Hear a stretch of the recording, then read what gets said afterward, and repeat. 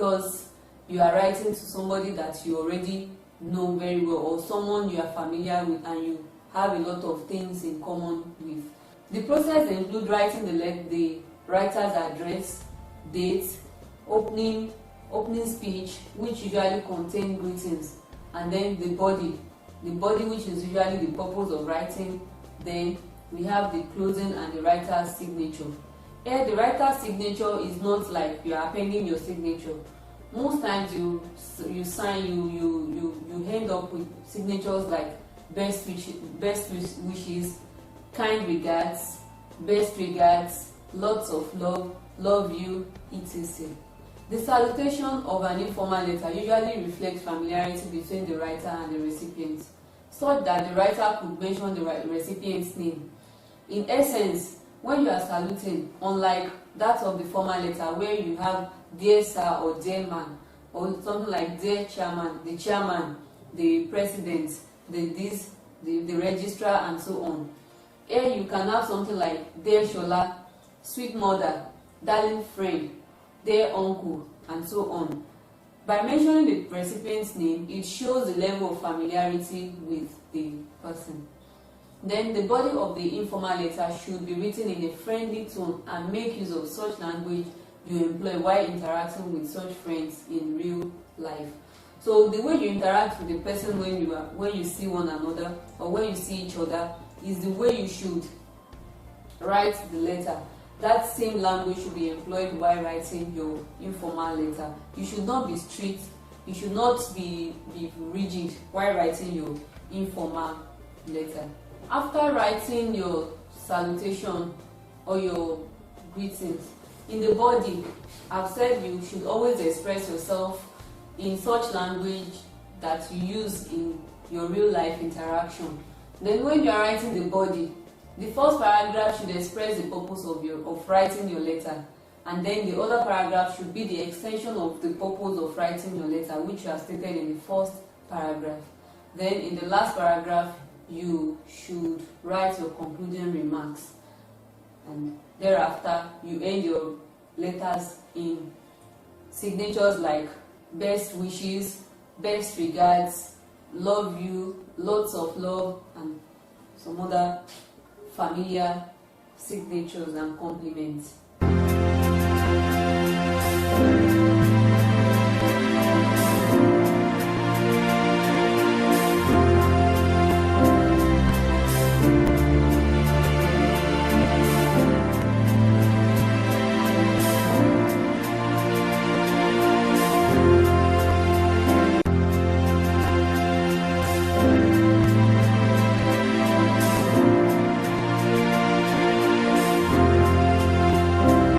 Comprehension.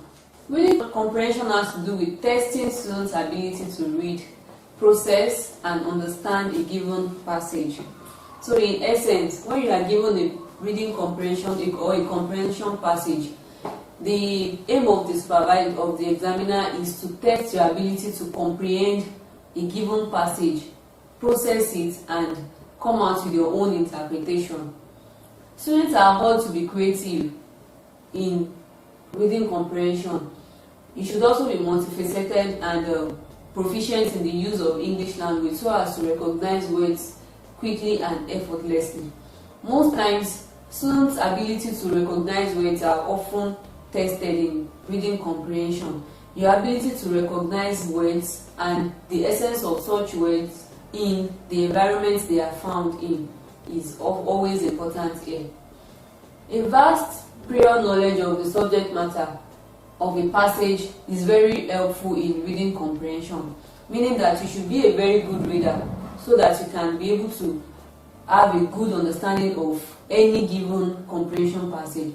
So you are all to read wide, to read intensively, so that whichever topic is given to you in the reading comprehension passage, you would always have an idea of what the passage is, even if you don't have a total understanding or total idea of what the passage is about. You have a glimpse of what it is.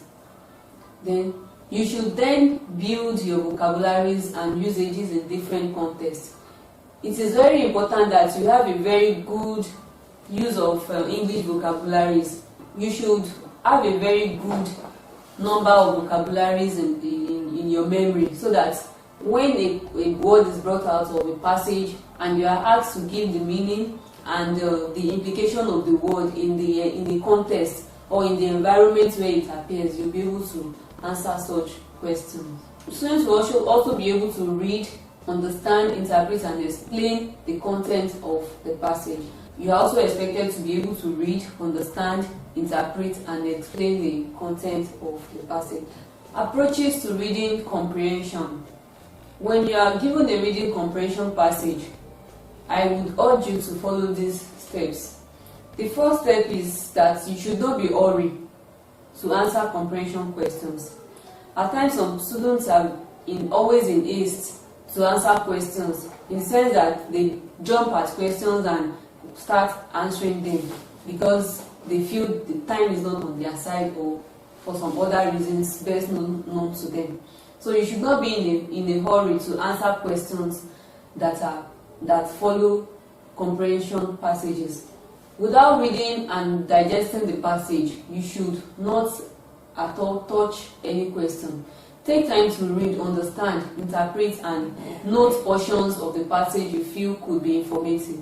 So any part of the passage that you feel could be informative or could be helpful to your questions, to your answers, make sure you try as much as possible to pay much attention to them. Read them properly, understand them, interpret them in your own way, and then note them. You can mark them so that you'll be able to get back to them easily. Another thing is read the passage painstakingly to ensure you grab the subject matter of the passage. Still on the same point, not being in haste.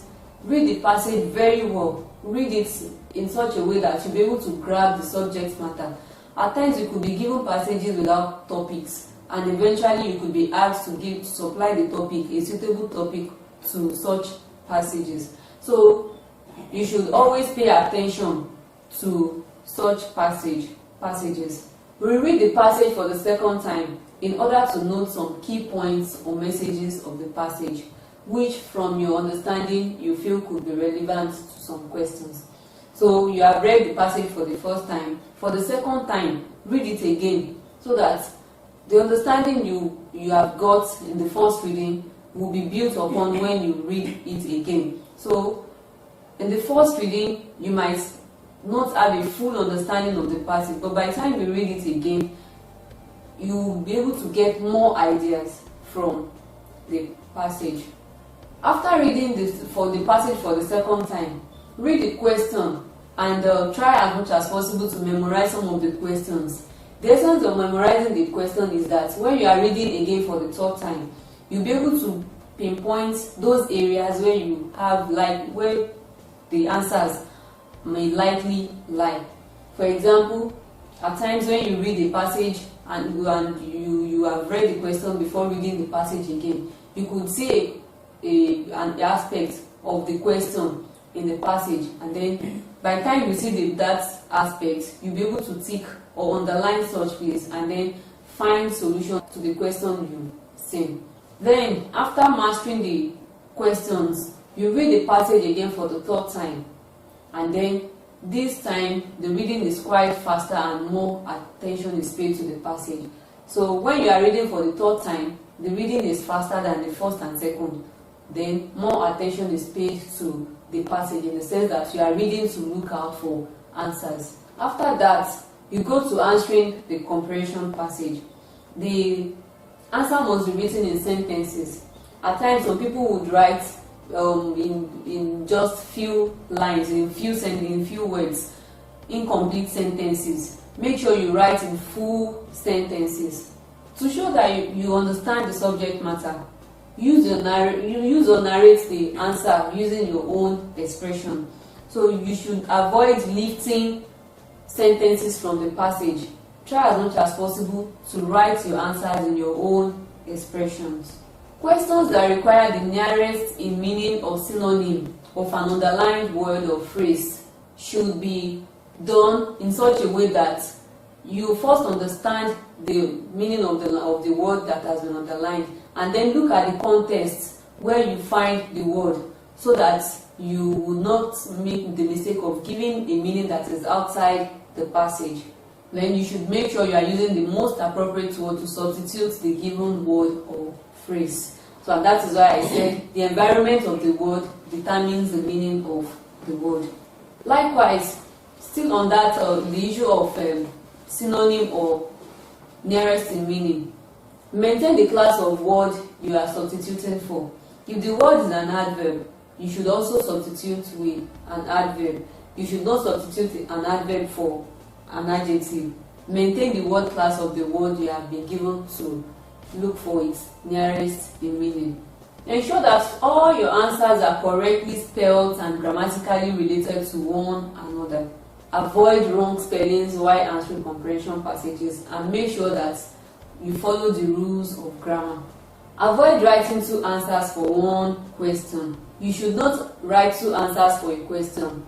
That could be confusing on the part of the reader or the examiner. So you make sure that you are very sure of the answer you are writing down before you write it down. It may actually make you lose some marks if you are writing two answers for one question. Do not give answers outside the given passage. All answers must be derived from the passage. Some students, out of 2 no, because maybe they have had a previous knowledge about the passage or the topic of the passage, and they feel because they have this knowledge, they can import their own knowledge into the passage. This should not be encouraged. Do all your workings in line with the information you've been provided with in the passage. So do not write answers that are outside the passage. Here is an exercise for you. It is a passage brought out from past JAMB question. So you read through the passage and let's answer the question.